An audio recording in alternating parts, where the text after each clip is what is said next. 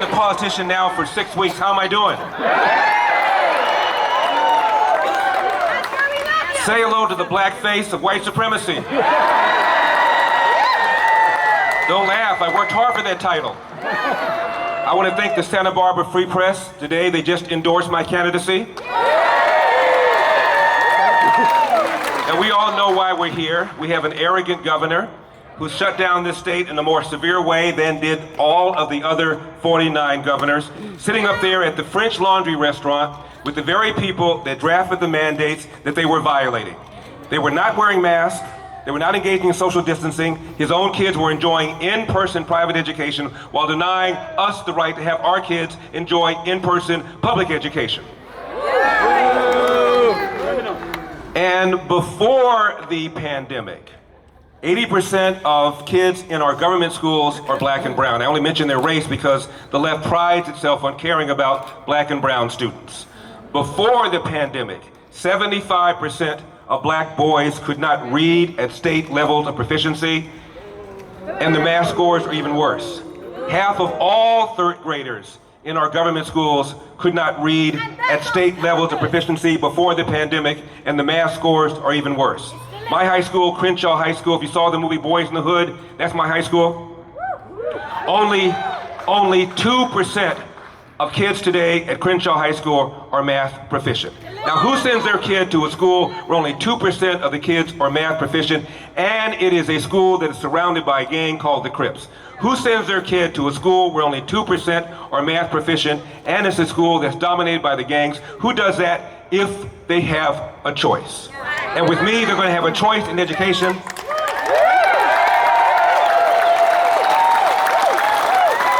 Because the money should follow the child rather than the other way around. We spend $15,000 per student per year here in California on our kids K through 12. Our scores are near the bottom of all 50 states. Only about 16 or 17 states spend more. And the kids who are getting ripped off are the black and brown kids that the left claims that they care about. What's the number one obstacle to school choice? The powerful California Teachers Union. What's the number one funder of my opponent? The California Teachers Union. And yet every year, black and brown parents during the elections pull that lever for the Democratic Party, whose principal funder is the Teachers Union. The number one obstacle to leave poverty, to get to the middle class, is to at least finish high school. One, presumably, where you can read, write, and compute at grade level, and all too often that is simply not happening. And the number one obstacle, not teachers, is the California Teachers Association. And by the way, 10% of all families nationwide have their own kids in private school. 6% of black families nationwide have their own kids in private school. I saw a study, where do public school teachers put their own school-age kids? Philadelphia public school teachers, 44% of Philadelphia public school teachers with school-age kids put their own kids in private school.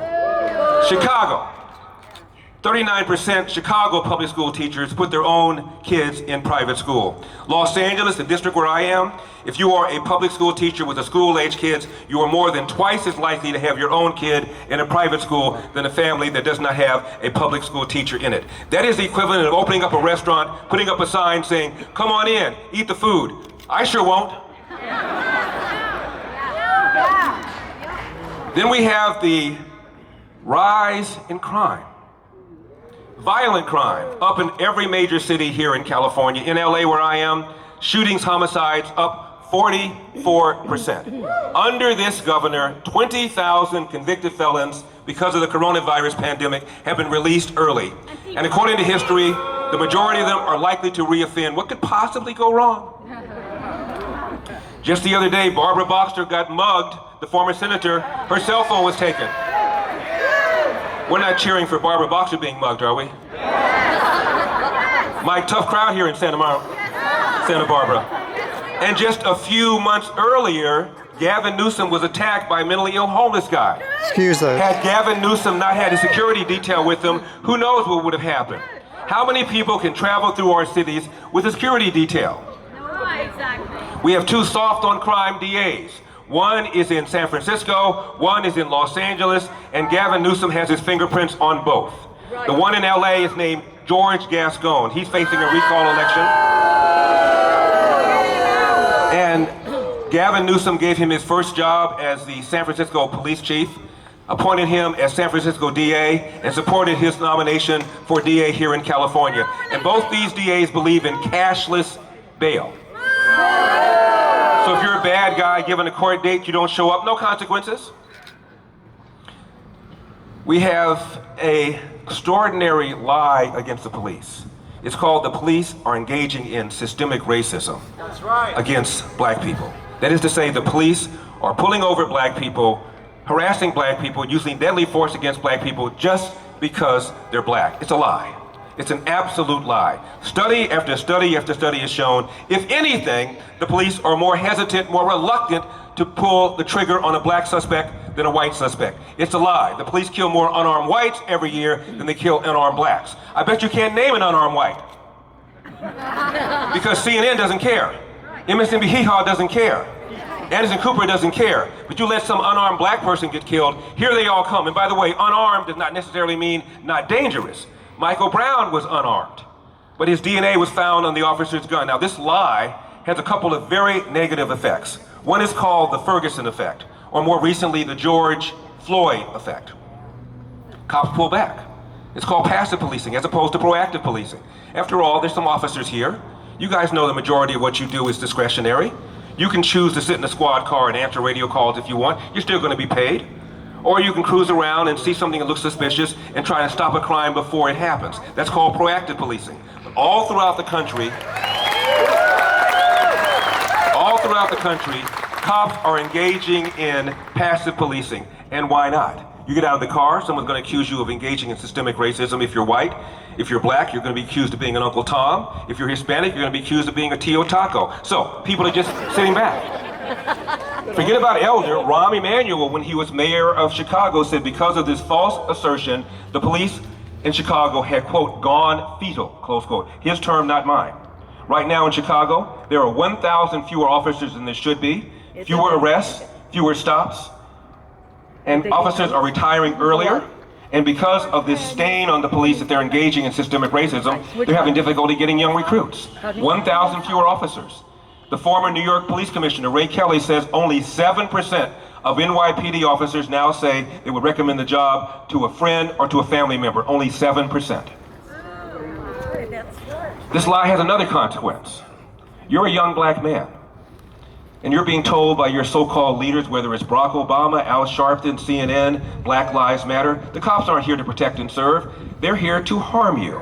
So why should you comply? Why should you follow instructions? My father told me when I'm pulled over by the police, make sure your left hand is at 10 o'clock, make sure your right hand is at 2 o'clock, say yes sir, say no sir, say yes ma'am, say no ma'am, make sure your paperwork is in order, and if you feel that you've been mistreated, get a badge number and deal with it while you're alive. All too often this is not happening because of this false assertion that the police are engaging in systemic racism. The left is making things worse. They're dividing us.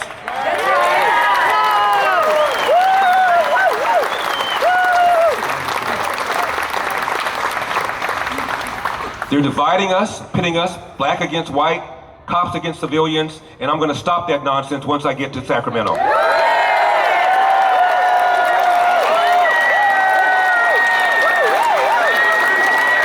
have...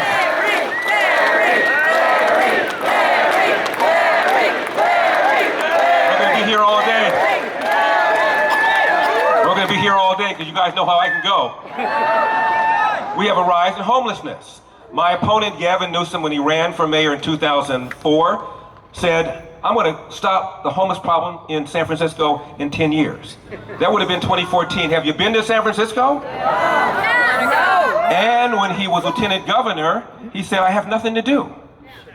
Mr. Newsom, how about fulfilling the campaign promise you made to people in the city of San Francisco and deal with homelessness that you said back in 2004? And the problem has gotten worse and worse and worse. We were just in Venice, California, big homeless area, and people living there 2 years ago tell me it's only gotten worse during the time that Gavin Newsom has been governor. Why?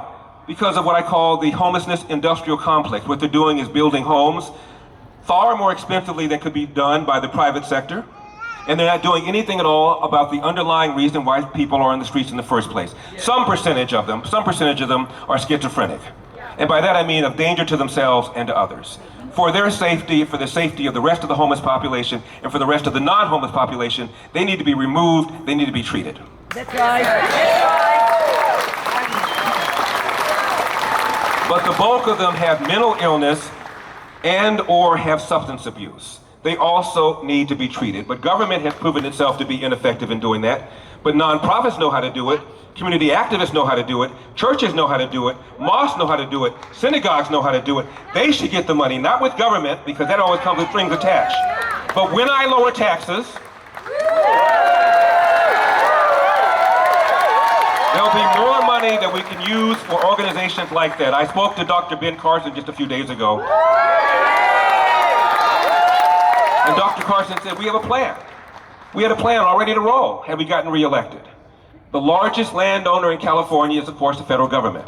We had large parcels of land that would not be subjected to the rules and regulations that make it so much that we have to spend so much to build a home in California. We could build small homes for a fraction of the price. And then when the people are treated, they will have somewhere to go. This can be solved. Yes. Yes. People are leaving California for the very first time in our 170-year history. And people making between 50 and 100K cite as the number one reason for leaving, they cannot afford a home. The average price of a home in California just hit $800,000. Yep. That is anywhere from 150% more than 250% more, depending upon what study you read, than the average price of a home in America. Leo Hanian is a professor of econ at UCLA, frequent guest on my radio show.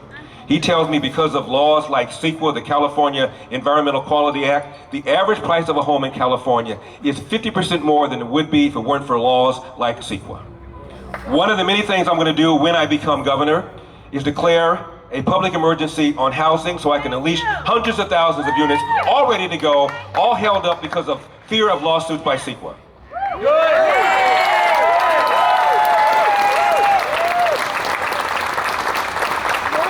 I know that CNN is here, so I'm going to speak slowly. No, Larry Elder is not anti-vax. I've been vaccinated. Because of my age, because of underlying comorbidities, my doctor strongly advised me to be vaccinated. But a lot of people have made very different decisions. After all, didn't Kamala Harris, who I understand is here on behalf of trying to salvage Gavin Newsom, and didn't Joe Biden, both of them say, if Donald Trump told me to take the vaccine, I'm not going to take it? Well, maybe some people are following their advice. I don't know. And after all, under Operation Warp Speed, this vaccine was approved on an emergency basis in about 11 months. The average time it takes for a vaccine to be approved is 5 years. So a lot of people think it was too soon. Then other people have already contracted the coronavirus, and doctors tell me when you've contracted the coronavirus, you have an immunity that's even stronger than the vaccine. I don't know. And then there's this. I was at a campaign stop in Palm Desert, and I pull up to a coffee shop, go in, and I noticed that half the wait staff was wearing a face mask, and half was not. A young lady waited on me, very charming, and I said, what's the policy in this store? She said, well, my boss allows us to wear a face mask if we want to, and not wear one if we don't. I said, you've been vaccinated? She said, no. I said, may I ask why? She said, you can ask, but I don't have to give you a reason why. I choose not to. Isn't that America? Are we still America? Didn't Thomas Jefferson warn about trading freedom for public safety?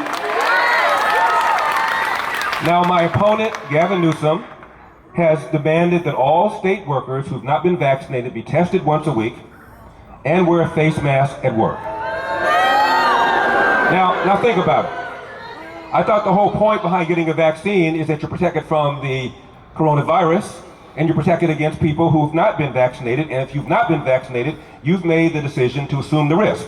So someone who's made the decision to assume the risk is going to be required to wear a face mask, protect himself or herself against somebody else who's also assumed the risk. And I'm anti-science? Doesn't make any sense. Now, I don't drink coffee, but before I have my first cup of tea, to the extent that those mandates are still in effect, I'm going to repeal them.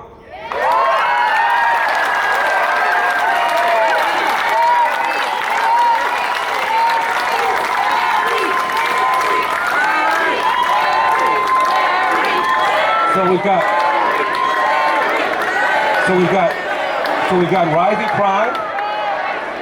Thank you. So we've got rising crime. We've got rising homelessness. We have the outrageous cost of living in California. For the first 21 months of this year, more businesses have left California than left all of last year. And the rate at which businesses are leaving is twice the rate at which businesses have left the previous 3 years. And when businesses leave, they cite three things: high cost of living, taxes, and regulation. We have the highest state income tax in the country, 12.3%. And for people who don't care about the top 1%, let me tell you something. The state income tax is the largest revenue stream for California. Pay for our roads, our schools, our health care, other things. Largest revenue stream. Of all the 40 million people in California, the top 1% pay half of all the state income taxes. So when you see a millionaire or a billionaire leave California, I just want to remind you what my father used to always tell me. Larry, I ain't never got a job from a poor person.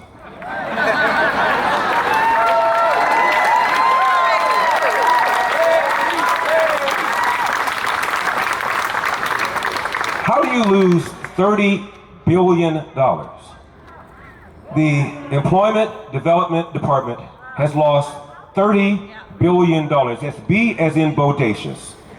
And the money was supposed to go for people who are out of work because of the way this governor slammed down the state. So while 11 million Californians were waiting for their unemployment checks, $30 billion were stolen by people in San Quentin applying for unemployment benefits and for crooks in Nigeria applying for California unemployment benefits. How can that possibly happen except for incompetence and mismanagement? That's right. We have 5 seasons out here in California now. The 5th one, of course, is the fire season. Because of the way our forests have been mismanaged, the fires are more severe, more deadly than they should be. Outgoing Governor Jerry Brown had a plan to clear away 500,000 acres of fallen trees and dry vegetation, and my opponent Gavin Newsom bragged that he cleared 90,000 acres. Except he didn't. He only cleared 13% of what he said. Even if he had cleared 90,000, it would have been a drop in the bucket. And we claim we don't have the resources to do that. But we have resources for a $100 billion bullet train that goes nowhere to nowhere. And we have the resources to give $30 billion to crooks in Nigeria. I don't know if you know this, but we're having a water shortage here in California. We have not added to our water infrastructure in 40 years when the state was half its size. What have these guys been doing? And it's not that we don't know that we need it. We passed bond measure after bond measure after bond measure for more reservoirs, to raise dams, to build underground storage so that when we do have the wet years, and we do have them, they can prepare us for the dry years. One of the many things I'm going to do is declare a statewide emergency on water. I'm going to unleash these projects that have been sitting there for decades till we have water.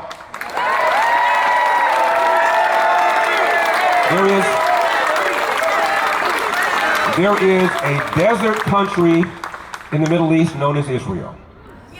Because of desalination, they are now water self-sufficient. There's a little body of water next to Israel called the Mediterranean. We have a little body of water next to us called the Pacific Ocean. We can't figure this out? Rolling brownouts? How can we have rolling brownouts with all these brilliant people in Silicon Valley? Rolling brownouts? Because so many of our utility companies are pressured to spend tens of billions of dollars for weather-dependent, unreliable so-called renewables like wind and solar. We've had a war against oil and gas, a war against drilling. Rolling brownouts? Mismanagement? Incompetence? And I know that for a lot of people, nuclear is a 4-letter word, but let me tell you something. We love France. We love Japan. Guess where they get the bulk of their energy? Nuclear. We only have 1 nuclear power plant left. That's now Diablo. That's going to be decommissioned in a few years. San Onofre was decommissioned a few years ago. And we once got between 8 and 10% of our power from nuclear. But now, because of the environmental stranglehold they have over people like Gavin Newsom and Sacramento, there's been a war on nuclear. Just as there's been a war on timber, a war on oil and gas, a war on the middle class, a war on the working class, which is why, as I said, for the first time, people are leaving this state. We're going to turn that around.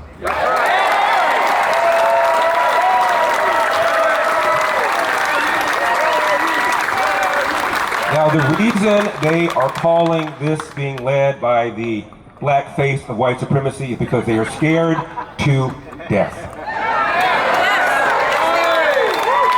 That's why Kamala Harris has weighed in. That's why Joe Biden has weighed in. That's why Elizabeth Warren cut a commercial for him. Notice one thing about all these surrogates he's brought in to keep his job. Not a single one of them has said, Gavin Newsom has done a good job for California. Not a single one. They're all saying that this is a Republican takeover. The other day I was on CNN, and again, I know CNN is here, so I'm going to speak slowly. I was on CNN. I was on the Michael Schmakanis show, and he referred to me as a Trump Republican. You know, I'm a Republican. I haven't voted for a Democrat since 1976. That was Jimmy Carter, and I regret that. They don't call me a George W. Bush Republican. They don't call me a George Herbert Walker Bush Republican. They don't call me a Mitt Romney Republican. They call me a Trump Republican because they feel that somehow, if you call it a Trump Republican, the people, independents and Democrats who signed that petition won't pull the lever for yes on recall and won't pull the lever for Larry Elder. It's insulting, and it tells you what they think of you.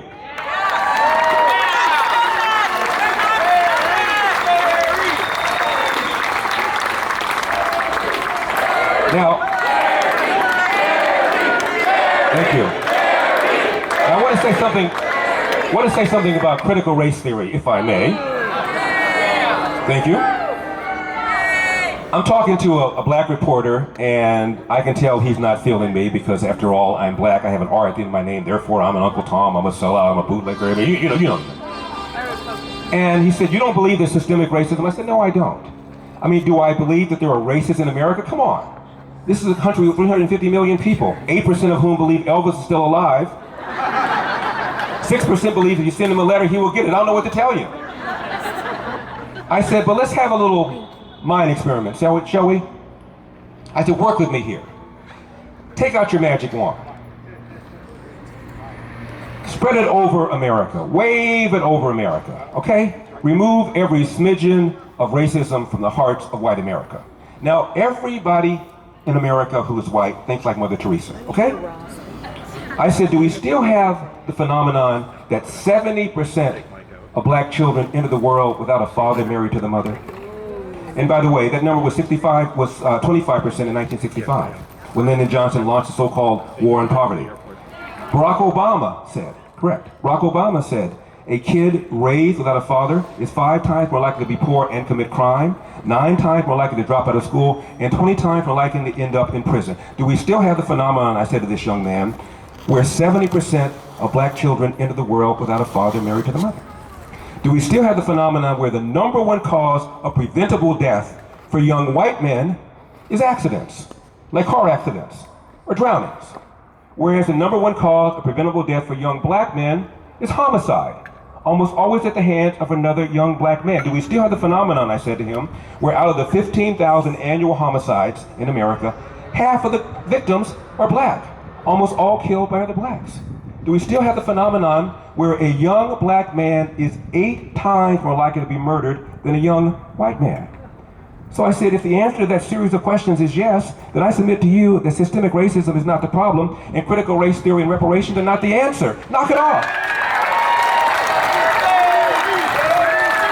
Knock it off. Knock it off. Racism has never been less significant in America, and it is a defamation to say otherwise. In 2007, a young senator named Barack Obama was competing against the frontrunner Hillary Clinton for the nomination on the Democratic side. A Mormon named Mitt Romney was competing against a man named John McCain on the Republican side.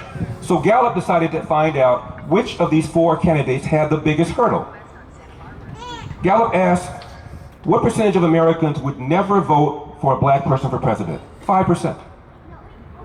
What percentage would never vote for a female for president? 11%. What percentage would never vote for a Mormon, referring to Mitt Romney? 24%.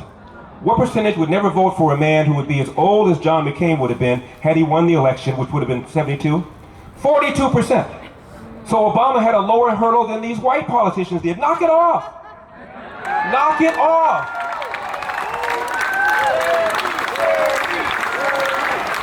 Now, again, since I know CNN is here, so I'm going to speak slowly. There was a big gap from the time I was on CNN recently into the time I was on before that, almost 4 or 5 years. And the reason I believe is because I was on the Don Lemon show, and we were talking about racism. We're talking about racism, and I said, Don, you know, in 1997, which would have been 24 years ago, in 1997, your organization, CNN, teamed up with Time magazine to ask black teenagers and white teenagers about racism. I could tell he didn't know it. It was a front cover story in Time magazine. And Time asked black teens and white teens if racism is a major problem in America. Not too surprisingly, both said yes. But then they did this. Time and CNN asked black teenagers, is racism a big problem, a small problem, or no problem in your own daily life?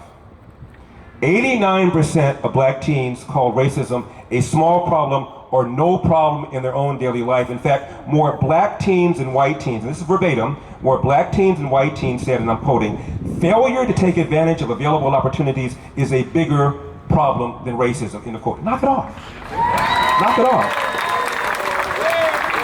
My father came to California in 1945 because he'd come here as a Pullman porter before the war and decided maybe someday I'll relocate to California. He came here with barely 2 nickels to rub together, 8th grade dropout education, cleaned toilets, 2 full-time jobs cleaning toilets, saved up his nickels and dimes, started a little cafe in an area of LA known as Pico Union, then and now a heavily Hispanic area, and he got it to the middle class. And my father, a lifelong Republican, always told my brothers and me the following: hard work wins. Yes! You get out of life what you put into it. He told my brothers and me, Larry, you cannot control the outcome, but you are 100% in control of the effort.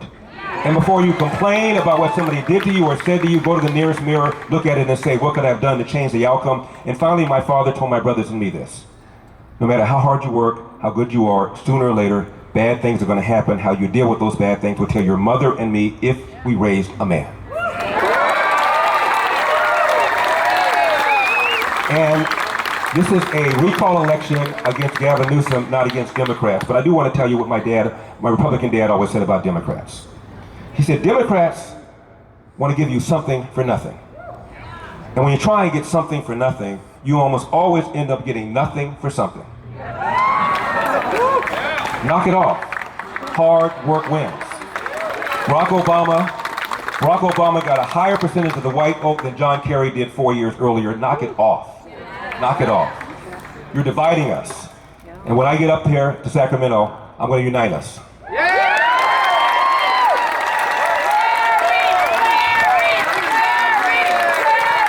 Finally, a couple of things. I know it's hot. I want to make sure that I'm respectful of your discomfort out there. But the last time I was in Santa Barbara, I was there with my girlfriend. We're there on business. And we're getting ready to get on the 101 to get back to Los Angeles. So I get out the cart at this gas station. As I'm getting out, I heard somebody with a deep male voice go, "Hey, want a banana?" So I look up, trying to assess the situation. I'm from the hood. And it's a white guy standing next to an SUV. His trunk is open, and he's got a big basket of bananas in there. And he's not talking to me, he's talking to a white homeless guy who's just a few yards away from him fishing around in a garbage can. So I said to the driver, "Hey, I thought you were talking to me. I was about ready to accuse you of systemic racism." He starts laughing. I said, "I'm still going to accuse you of systemic racism. How come the only guy you offered the banana to is that white guy over there?" Now the homeless guy is laughing. And I said, "I don't even like bananas." Homeless guy is doubling over. "You're a funny guy, you're a funny guy." I said, "I'm here all week. 2 drink minimum." I said, "Throw something in the tip jar." I get in the car, I said to my girlfriend, "Nina, did I just ask a homeless guy to give me a tip? I'm gonna burn in hell." Finally, I want to end with this. Please, please, please tell your friends to vote yes on the recall. And then get 10 more of your friends to also vote yes on recall. Make sure you sign the ballot. And if you don't trust the mail, you can follow it online or you can drop it off at a voting center. And then, of course, vote for Larry Elder to replace Gavin Newsom.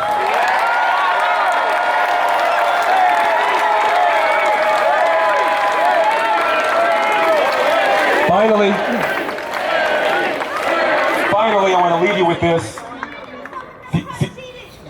She asked how we're going to stop the Democrats cheating. I should add that. Thank you.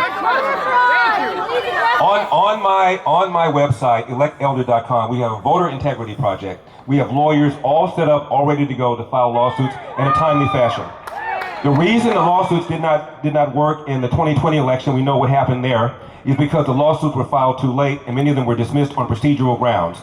Courts don't like to overturn an election. So when you hear of anything suspicious, and we've heard a lot of things that have been suspicious so far, go to electelder.com. We're going to stick our lawyers on them, file lawsuits right away. They're going to cheat, we know that. But I'll tell you what, so many people are angry about the crime, about the homelessness, about the way he shut down this state, about the fact that 1/3 of all small businesses, many of them are owned by Black and brown and Asian American people that they care about the declining quality of schools, about the fact that people are leaving, rolling brownouts, lack of water. So many people are angry. The number of people that are going to vote to recall this man is going to be so overwhelming so that even when they cheat, they're still going to lose.